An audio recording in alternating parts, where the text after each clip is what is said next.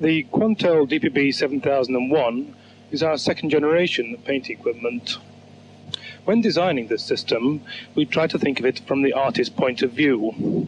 He has been trained and is used to using his normal tools, his paintbrushes, crayons, his pencils, whatever it may be, and therefore we've designed a system to take advantage of this and allow it to simulate these materials.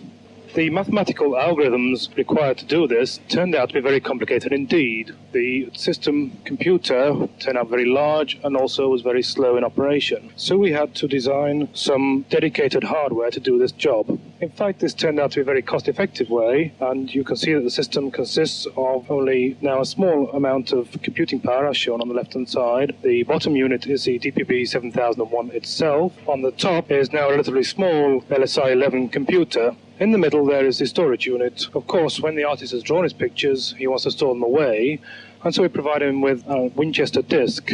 That is contained in the right-hand side of the unit. This stores up to about 20 pictures, and it's the artist's day's work, or perhaps his week's work, depending on the complexity of the work. Obviously, this is a fixed media, he can't take it away, so we've also provided him with a floppy disk, which you can see on the left-hand side. This will store one picture per floppy disk, but then the artist may take it away and write on it, store it, archive it in any way he wishes. The rest of the system consists in the center of an RGB monitor on which the artist draws his pictures. On the right-hand side there is a small black and white monitor which is used for the menu operations, and in the center, of course, is the touch tablet upon which the artist draws. Our system is unique, however, in that the Stylus has a sensor in it which allows the computer to measure the amount of pressure which the artist is applying, and in this way give the system much more feel. If he presses very gently, then he applies just a small amount of paint. If he presses very hard, then he applies a lot of paint. In fact, it responds just like a paintbrush. The DPB 7001 has three outputs. The first output is an RGB output, which is the one the artist normally uses to display his paintings. There is also a coded PAL output, which may be used to feed a videotape recorder or any other part of the studio. The third output is a digital output, and this is used to connect to the DLS 6001, so enabling the artist to transfer the pictures he's drawn onto the still store system. In order to demonstrate the system, we have asked Martin Holbrook, who is a professional artist, to show it to you, and I shall ask him to demonstrate how he goes about controlling the system to do his painting. By bringing the stylus into contact with the touch tablet, we illuminate a cursor, which, as you can see on the screen before you, defines where we are in relation to the picture area.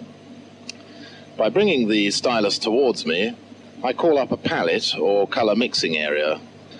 Over on the left are 20 or so colors which we've selected at random over the last few weeks. The 12 white squares before you here are empty paint pots, which I can fill up with colors as I go along. Over on the right hand side here we have two columns, the left hand of which denotes the stylus size or thickness. So by selecting black, the bottom square here denotes the very thick paintbrush size. The top one, the very fine, and then we have two intermediate sizes, thus. The sensitivity of the stylus means that we can apply colour in a graduated way. Thus, the harder you push, the more colour is deposited. By pressing very gently, very little colour is deposited, and the thicker it gets, the thicker the paint is deposited. You can see this very clearly if we put over the top of that a second colour. You can see that the colour is absolutely transparent while we're pushing or pressing very lightly. And the harder you press, the thicker the paint becomes. This obviously means that where we're overlapping colours like this, by selecting those areas where the colours do overlap, we can pick up any mixture of colours in an infinite variety of combinations. So if we try that, for example, by then selecting a second colour and just applying it over the top, in this intermediate area here, by dabbing down there, we can select a mixture. You can see now that we're going to mix colours just exactly as if it were a paint box.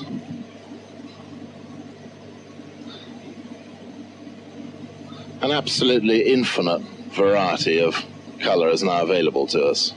This, of course, also applies if one's using all the different pen widths. So we have the equivalent, really, of very fine pencil. All this time I've been working in the P for paintbrush mode here. We also have W for watercolor or wash. This enables us to dilute or water down a color and lay down transparent washes of color over the picture area. T is a recent introduction. This stands for texture.